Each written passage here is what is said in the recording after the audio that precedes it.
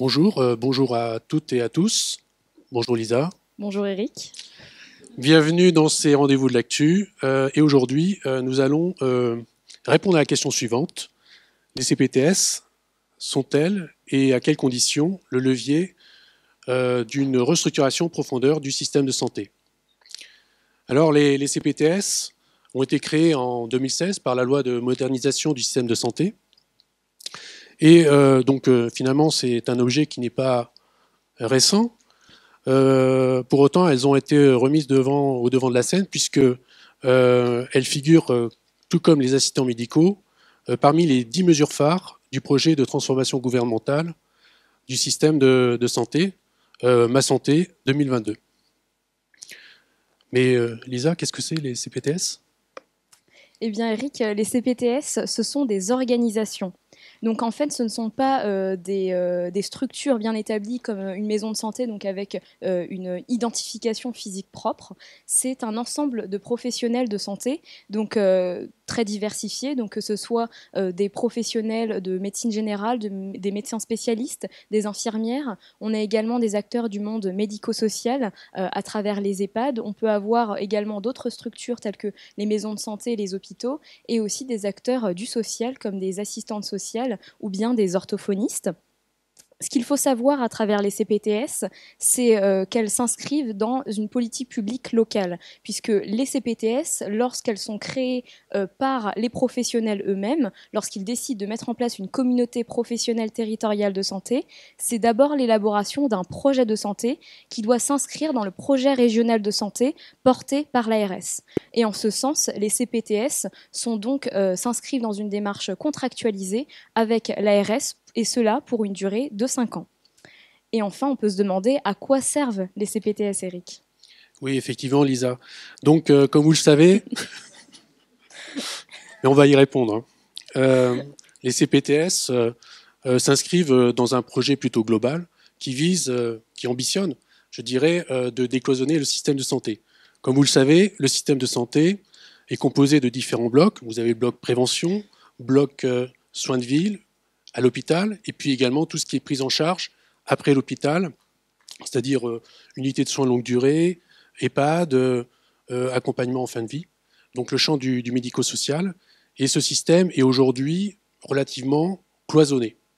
Donc l'idée, au travers des CPTS, c'est de pouvoir organiser l'exercice en soins de ville de telle façon que aujourd'hui nous puissions avoir une logique de parcours intégré au niveau du territoire, donc personnalisé et individualisé, de telle façon à ce que on espère, au travers donc de ces CPTS, améliorer, je dirais, l'efficience du système de santé en développant la partie prévention et puis également les ponts entre la médecine de ville et l'hôpital. Donc maintenant, on va faire un petit peu un bilan, puisque Eric nous a parlé de la création de ces CPTS donc dès la loi de 2016. Qu'en est-il aujourd'hui? Eh bien, on a l'IGAS qui a rendu un rapport en août 2018 sur donc la réalisation ou non de ces CPTS, et on a plutôt un bilan en demi-teinte, puisque d'une part, l'IGAS relève qu'il n'y a pas eu de véritable texte d'application sur la loi de 2016 s'agissant des CPTS, à l'exception d'une instruction qui était bien trop mince pour faire office d'un véritable guide d'utilisation pour les professionnels de santé. Deuxième point également, un financement modeste de ces CPTS, que ce soit via l'ARS avec le fonds d'intervention régionale, mais également sur le plan conventionnel, donc par l'assurance maladie elle-même. Et à ce titre, la CNAM est actuellement en négociation depuis le mois de janvier, et ce jusqu'au mois d'avril, pour mettre en place un accord conventionnel interprofessionnel, c'est-à-dire un cadre de financement pérenne pour permettre aux professionnels de santé de se saisir de ce dispositif. Et donc, on parlait de bilan en demi-teinte, puisque depuis 2016, on a uniquement 200 CPTS qui ont été créés, mais attention, ce ne sont véritablement que des projets, puisque dans ces 200 CPTS, seuls 20 ont réellement été contractualisés avec l'Agence régionale de santé. Et donc, ça peut nous pousser à formuler quelques interrogations. Oui, donc effectivement, face à cette ambition gouvernementale de 1000 CPTS à horizon 2022, et puis quand même au regard de la cinétique de déploiement observé, 20 CPTS contractualisés en l'espace de 2 ans, entre 2016 et 2018. Est-ce que cette ambition est compatible avec les caractéristiques du système de santé pour parler d'une véritable restructuration de celui-ci? Donc, pour répondre à cette problématique, nous avons développé une argumentation avec l'ISA en 2 parties, chacune avec 2 sous-parties, donc un plan classique. Avec la première partie, on va détailler comment les CPTS vont pouvoir optimiser l'exercice coordonné en médecine de ville au bénéfice également des acteurs de santé, mais également dans l'intérêt des usagers. Et puis, dans une seconde partie, nous verrons que ce déploiement ne peut se faire qu'avec une transformation du système et il convient quand même de lever de nombreux freins pour pouvoir y arriver. Et nous le détaillerons par la suite. Alors pour commencer une première partie, l'idée dans cette première partie, c'est de montrer que les CPTS, en l'état, participent à une restructuration du système de santé. Et donc nous verrons en quoi cela consiste-t-il concrètement. Donc, dans un premier point, nous vous proposons de voir les CPTS comme la possibilité de structurer un parcours de santé territorialisé, donc au bénéfice de l'usager. Donc, effectivement, les CPTS poursuivent certaines missions. Ces missions, ce sont elles-mêmes qui font l'objet actuellement de négociations concernant leur financement, car les CPTS poursuivent des objectifs, et pour que ces objectifs puissent être réellement effectifs, on a des financements qui sont octroyés. Donc on a 2 types de missions que l'on retrouve donc, au sein des CPTS.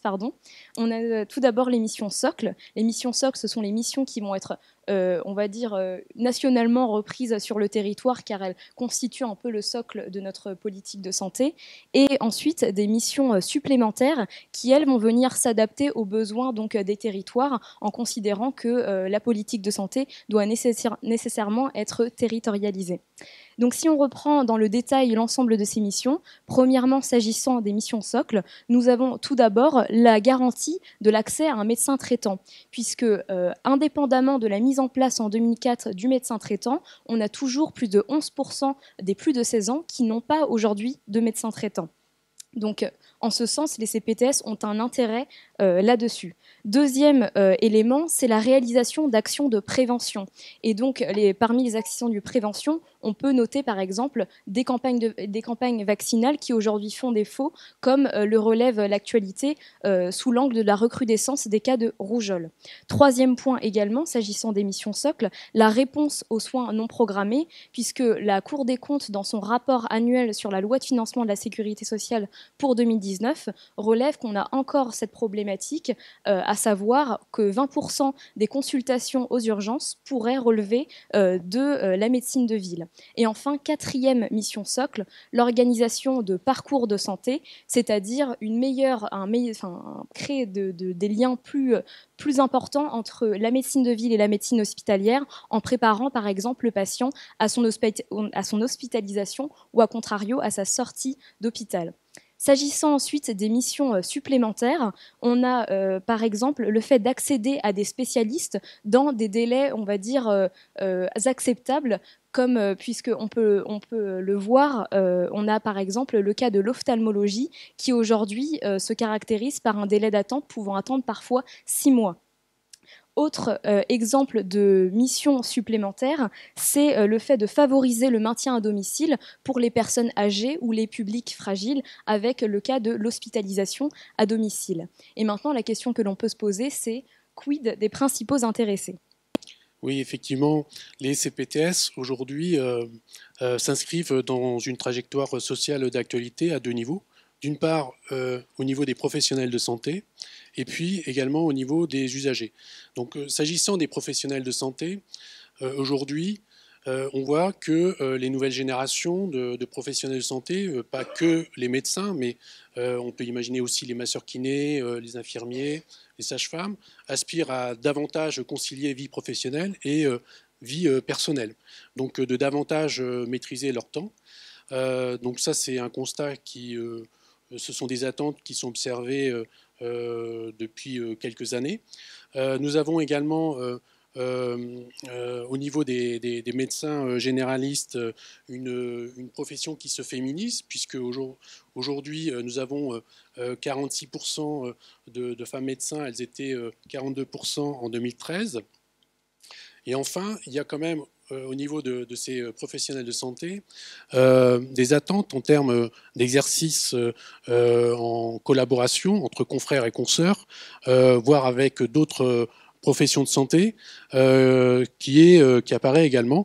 On n'est plus dans un schéma comme on a pu le connaître avec une sorte de profession vécue comme un sacerdoce où on avait le médecin de campagne qui était disponible 7 jours sur 7, 24/24. Ce n'est plus le cas. Et aujourd'hui, effectivement, les CPTS vont pouvoir répondre pour partie à ces attentes au niveau des professionnels de santé.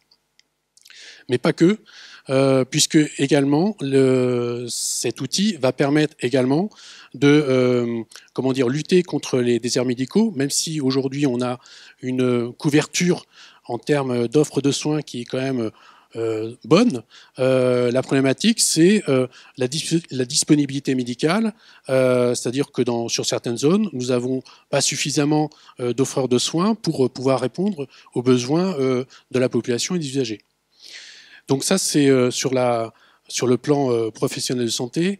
Mais aujourd'hui également, on est dans un contexte où les usagers souhaitent avoir une disponibilité médicale renforcée. Et comme le soulignait Lisa, attendre 6 mois pour avoir un rendez-vous pour un ophtalmologiste, c'est quelque chose qui peut-être demain sera inacceptable. Attendre 2 jours pour avoir accès à un médecin généraliste, en moyenne, c'est ce qui est observé aujourd'hui, ne sera peut-être plus acceptable demain. Donc les CPTS s'inscrivent effectivement dans cette logique de pouvoir rendre une disponibilité médicale accrue pour les usagers. Dans cette deuxième partie, donc, qui s'intitule « La réussite du développement des CPTS va de pair avec une transformation des caractéristiques de notre système de santé et la levée de nombreux freins », on vous propose donc, dans un premier point, de voir que la réalisation des CPTS doit s'accompagner d'un nouveau paradigme, à savoir la responsabilité en santé, ainsi que de conditions adaptées à leur épanouissement. Donc, nous parlons de responsabilité en santé, puisque les CPTS impliquent l'idée que le professionnel de santé intervienne non pas au regard d'une patientèle, donc dans un cadre libéral, dans un cadre privé, même aussi concurrentiel, mais au regard d'une population, un cadre populationnel. Et en cela, c'est une nouvelle responsabilité, une nouvelle façon de concevoir son exercice professionnel. Deuxième condition qui nous paraît également essentielle, c'est l'accompagnement du financement. Donc l'accord conventionnel interprofessionnel est actuellement en négociation, mais ce financement a vocation à la fois à intervenir tant dans la création de la CPTS, donc, et là on a un rôle clé de l'ARS en termes d'accompagnement, mais également dans le fonctionnement quotidien, et là c'est donc l'assurance maladie qui a son rôle à jouer en la matière, afin de voir si donc les missions ont réellement été accomplies et quels ont été les moyens qui ont été mis en œuvre pour accomplir ces missions, sachant que on pose quand même cette question de peut-être une nécessité de revoir le modèle de financement de notre système de santé, puisque avec une prédominance du financement à l'acte de la médecine de ville, on peut se demander en quoi ce modèle est réellement pertinent par rapport à une prise en charge coordonnée de la patientèle dans une logique territoriale et populationnelle. Et donc, c'est tout l'enjeu du rapport Aubert qui confrontait donc financement à l'acte et financement forfaitaire. Autre condition qui nous semble également essentielle, c'est l'installation de la coordination, puisque parler d'exercice coordonné, c'est bien, mais dans les faits, à quoi cela va renvoyer? Et pour nous, la cheville ouvrière en la matière, ce sera réellement l'assistant médical. L'assistant médical, donc, qui est l'une des mesures du plan Ma Santé 2022, et cet assistant médical qui aura vocation et qui pourra intervenir à la fois en amont de la consultation, en récoltant par exemple les examens médicaux de l'usager auprès d'autres professionnels, et également en aval, pour permettre l'orientation du patient vers les professionnels adéquats au sein de la CPTS.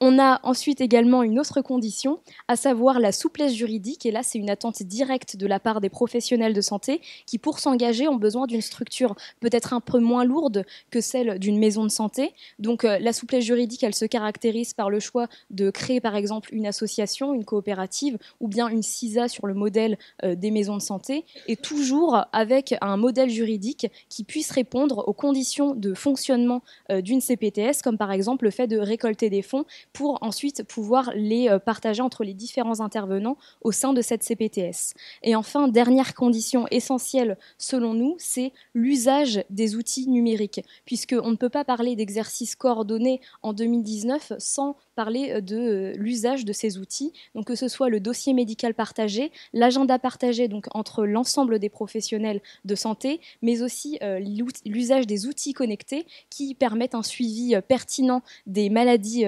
des patients qui sont porteurs de maladies chroniques. Et en creux se pose également la question de l'utilisation de ces outils, puisqu'on peut se poser la question, est-ce que les professionnels sont réellement armés, entre guillemets, pour pouvoir réellement se saisir de l'ensemble de ces outils. Et donc, une autre question, mais qui semble finalement plus fondamentale à notre sens, c'est celle de l'acceptabilité. Oui, donc cette ambition d'aboutir à un exercice coordonné quand même soulève plusieurs points de vigilance. Et avec Lisa, on en a identifié 3. Donc une différence en termes de culture, une différence de méthode et une différence en termes de contextes locaux. Donc je vais y revenir. Sur la différence de culture, ce qui nous semble quand même important, c'est que d'un côté, il y a une conception un peu théorique de mise en place de l'exercice coordonné qui est pensée, et en face, on a une culture de professionnels de santé libéraux qui sont nourris par les libertés médicales. Et donc on a une opposition, si j'ose dire, en termes de culture, où on a effectivement un schéma théorique, et en face, on compte sur les professionnels libéraux pour se saisir de cet outil. Une différence également de méthode, puisque l'objectif aujourd'hui de 1000 CPTS à horizon 2022, quand on sait que nous en avons contractualisé une vingtaine en l'espace de 2 ans, pose quand même la question du réalisme de l'objectif, à savoir à peu près 245 CPTS par an. Si on divise par les régions, les 13 régions, c'est à peu près entre 15 et 20 CPTS par an. Et compte tenu également du contexte de rendu d'effectifs, tant au niveau des ARS qu'au niveau de l'assurance maladie, on peut également s'interroger sur le réalisme également de l'atteinte de l'objectif. Parallèlement à ça, s'agissant également donc de la négociation qui est en cours au niveau entre les organisations syndicales et l'assurance maladie pour aboutir à cet accord conventionnel interprofessionnel, on voit bien quand même les réticences au niveau des professions médicales, notamment sur la réaction de certaines organisations syndicales sur le fait que ce temps médical libéré permettrait des gains de productivité, notamment en termes de consultation. Le passage de 4 consultations à 6 consultations heure, on peut s'interroger également derrière sur la qualité des soins. Et puis, en termes de différence de contextes locaux, n'oublions pas que les CPTS, ce seront donc de nouveaux objets qui seront donc sur les territoires. Seront-ils acceptés par les hôpitaux? Quid de l'articulation entre communauté professionnelle territoriale et hôpital, sachant que également, l'objectif visé, c'est de récupérer des soins non programmés, également donc des recettes en moins au niveau de l'hôpital.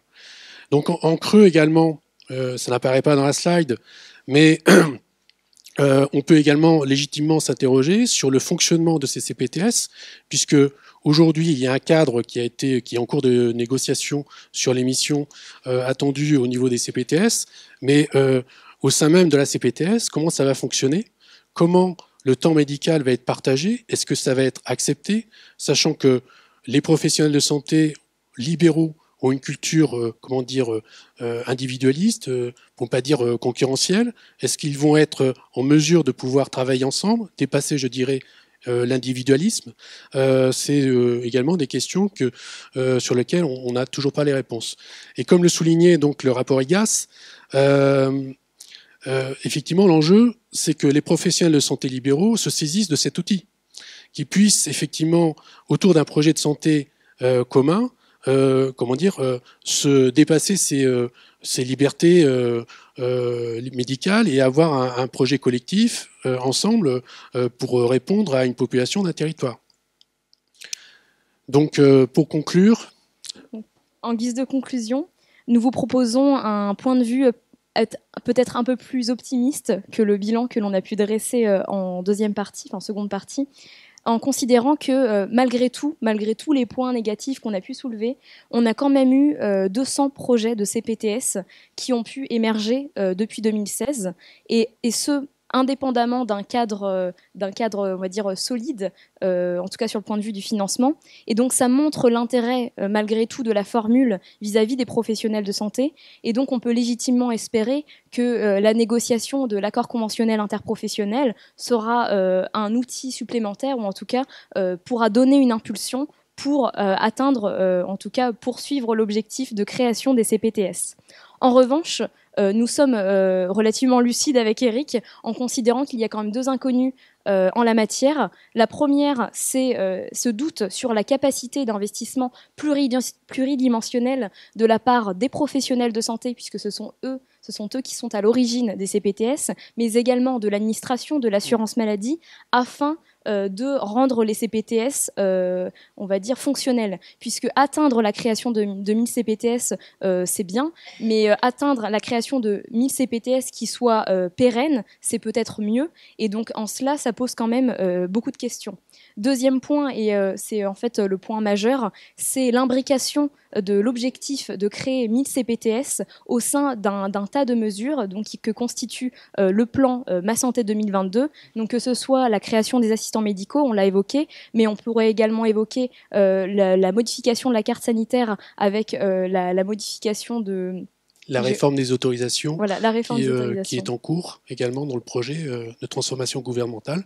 Tout à fait. Et en fait, toutes ces mesures, finalement, on ne sait pas comment elles vont réellement se concrétiser. Et pourtant, toutes ces mesures, entre elles, sont en interdépendance pour réaliser la restructuration du système de santé. Donc, à la question, est-ce que les 1000 CPTS pourront permettre une restructuration du système de santé? Oui, mais à la condition que l'ensemble des autres mesures le permettent aussi. On vous remercie. Merci à vous. Merci de votre écoute.